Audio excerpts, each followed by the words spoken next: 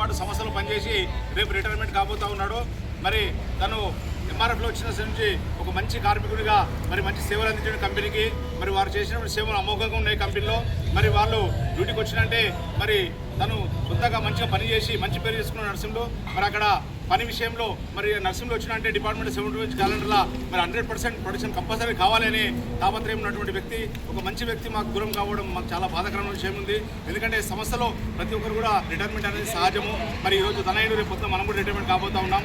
మరి ఆయన చేసే జీవితం బాగుండాలని భార్య పిల్లలతోని మరి మన్మడుతోని ఆనందంగా ఉండాలని ఆ భగవంతుని ప్రార్థిస్తూ ఉన్నాం.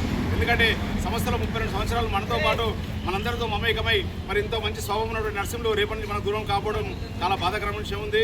మరి తను చేసే జీవితంలో మరి రోజు వాకింగ్ కానీ మెడిటేషన్ కానీ యోగా లాంటివి చేసి తన ఆరోగ్యాన్ని కాపాడుకోవాలని, వారికి మంచి చెడులో ఏం జరిగినా మేమందరం కూడా భాగస్వామిగా ఉంటామని మా కార్మికులందరితో మమేకమై ప్రతిరోజు కూడా అందరికీ టచ్లో ఉంటూ మరి చేసే జీవితం బాగుండాలని మరి అందరూ కూడా మా ఎంప్లాయీస్ అందరం కూడా ఆనవాయితీగా ఈ పార్టీ చేసుకోవడం జరుగుతుంది. కాబట్టి ఈ పార్టీకి చేసినట్టు మీకు అందరికీ కూడా ధన్యవాదాలు తెలుసుకుంటూ మరి చేసే జీవితం బాగుండాలని ఆ భగవంతుని ప్రార్థిస్తూ ముగిస్తాను. Thank you.